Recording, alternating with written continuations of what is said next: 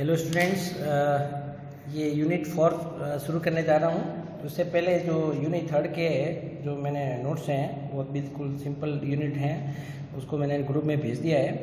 तो ये मैं इस वीडियो लेक्चर में मैं यूनिट 4 शुरू कर रहा हूँ। इसमें अपन पढ़ेंगे लाइन इंटीग्रेशंस और कुछ इम्पोर्टेंट थ्योरम्स है, और थ्योरम्स हमेशा एग्जाम में पूछी जाती है। उससे पहले कुछ सिंपल कंसेप्ट है और उस पर डेफिनेशंस भी आती है।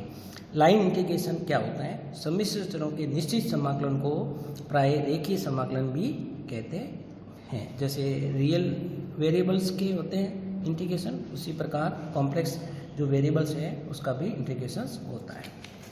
ठीक है, जैसे definite integral of a complex variable, जैसे ए से बी लिमिट लेते हैं, ये डेफिनेट इंटीग्रल है। जेड कॉम्प्लेक्स वेरिएबल है, इसका मतलब है कि जेड बराबर ए से तक हम क्या कर रहे हैं, इंटीग्रेशन ले रहे हैं।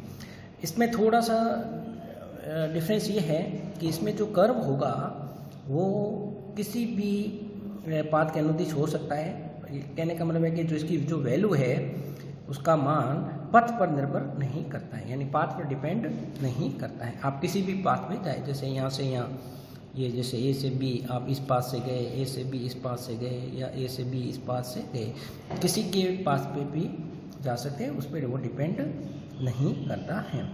अब आता है डोमेन और रीजन, प्रांत में। और ये कोई सेट है और उसका सेट में सभी बिंदु है और वो कनेक्टेड सेट कहलाएगा यदि उसके दो बिंदुओं पर एक सतत वक्र पर उसके सभी बिंदु एस के ही सदस्य हो। जैसे ए से बी जो भी पॉइंट मिलेंगे ये कंटिन्यूस है, ये कनेक्टेड होगा। कनेक्टेड कब होगा? ए और बी के बीच में सारे के सारे जो पॉइंट होंगे, ठीक है, वो इस ओपन सेट में होंगे। ओपन सेट का मतलब क्या होता है? ए और बी के बीच के पॉइंट्स लेते हैं। ठीक है, यदि ए और बी के पॉइंट को भी सम्मिलित कर लेते हैं तो आपका क्लोज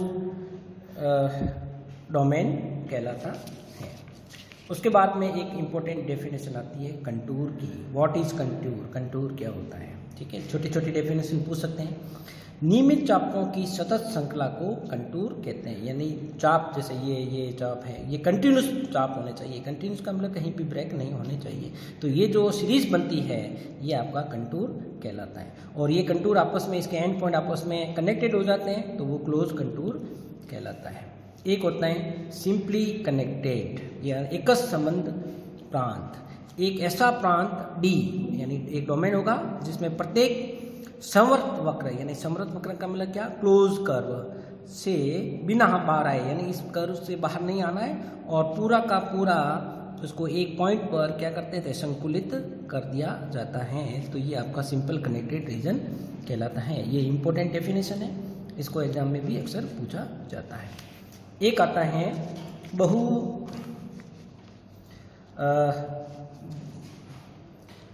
बहु संबंधित प्रांत, मल्टी कनेक्टेड रीजन।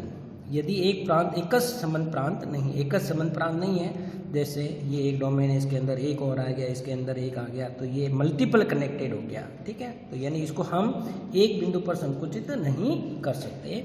तो ऐसा कनेक्टेड डोमेन आपका मल्टीपल कनेक्टेड डोमेन कहलाता है।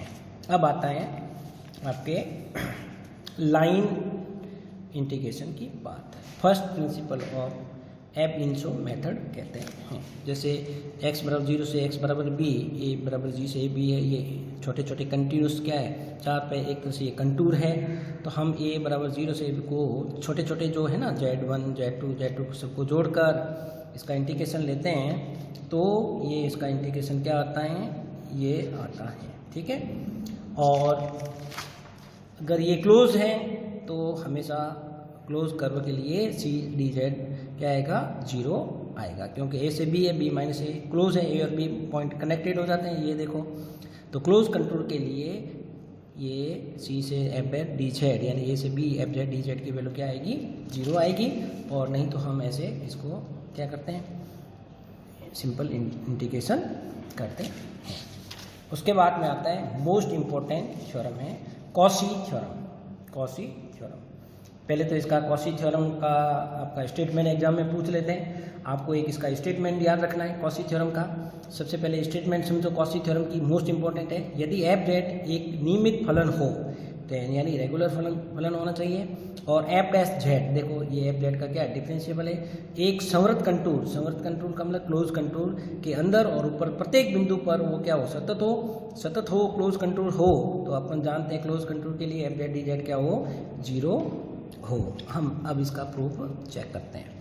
माना डी एक ऐसा समृद्ध प्रांत है जिसमें सी के अंदर तथा ऊपर सभी बिंदु विद्यमान हैं, तो जेड बराबर एक्स प्लस आई लेते हैं, तो डी जेड अपना क्या हो जाएगा, डिफरेंशिएशन करो, एफ जेड ये यू प्लस आई है। हम जानते हैं यू और वी भी एक्स और वाई के फलन होते हैं। अब एफ जेड की जगह लिखेंगे U plus eta V, D Z की जगह ये लिखेंगे। अब इसको मल्टीप्लाई करेंगे और अलग अलग कर लेंगे, तो ये कॉम्प्लेक्स पार्ट और ये आईटा वी, इसको इक्वेशन नंबर 1 मानेंगे। अब हम यहाँ देखते हैं कि हम जानते हैं वास्तविक रेखीय समाकलन पर ग्रीन प्रमेय के अनुसार यदि P देखो और Q इसके प्रथम क्रम और के आंशिक अवकलन एक प्रांत D में सतत हो, तो हम जानते हैं P dx plus Q dy, ये ग्रीन थ्योरम हम जानते हैं, ये this is a green theorem. D green theorem double integration करते हैं dq अपॉन dx और dp बटे dy dx बटे dy, इसको इक्वेशन नंबर 2 लेते हैं। अब आता है उसके बाद में हम जानते हैं एफ जेड ये है, एफ डैश जेड इसका पार्शियल डेरिवेटिव करो एक्स के रेस्पेक्ट, तो अपन इसको तो यू एक्स लिखते हैं, इसको वी लिखते हैं। D U upon D x हमारा क्या होता है यू एक्स और ये डी वाई।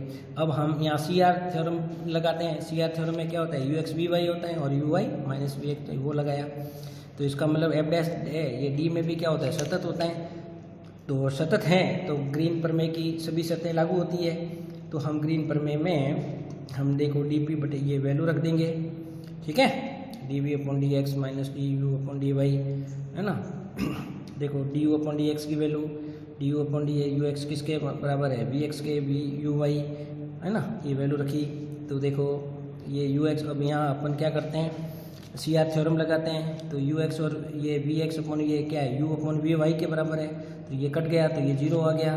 तो यू एक्स किसके बराबर है वी वाई के बराबर है, यानी D Y by D X के बराबर है, तो ये और ये 0 हो जाएगा, तो कुल मिला के 0।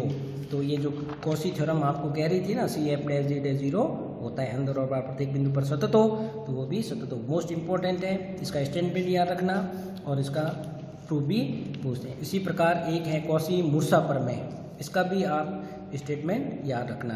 क्या कहता है यदि एफ जेड एक फलन हो तथा एक समर्थ बिंदु के अंदर और ऊपर सभी बिंदुओं पर विश्लेषिक हो, यहाँ कह दिया है एनालिटिक है, यहाँ हमने एनालिटिक कंसेप्ट यूज़ किया था सी आर थ्योरम से, और वो पहले से ही कह रहा है कि अंदर और ऊपर सभी बिंदुओं पर क्या हो विश्लेषिक हो, थोड़ा सा अंतर है, ठीक है ना। तो वो तो सतत कह रहा था, कॉसी में तो क्या कह रहा है, देखो कॉसी में तो क्या करता है प्रत्येक बिंदु पर सतत हो। फिर हम प्रूफ में हम क्या करते हैं वो जो D U upon D X है और D U upon D Y आता है उसकी जगह हम सी आर थ्योरम लगाते हैं, और कॉसी मुर्गा में पहले से ही कह देता है कि सभी बिंदुओं पर क्या हो विश्लेषिक हो, ठीक है। तो एफ जेड डी जेड बराबर 0, और ये स्टेटमेंट याद रखना क्योंकि स्टेटमेंट एग्जाम में पूछते हैं और इसका प्रूफ बुक में आपके दिया हुआ भी है, ठीक है। Okay, thank you.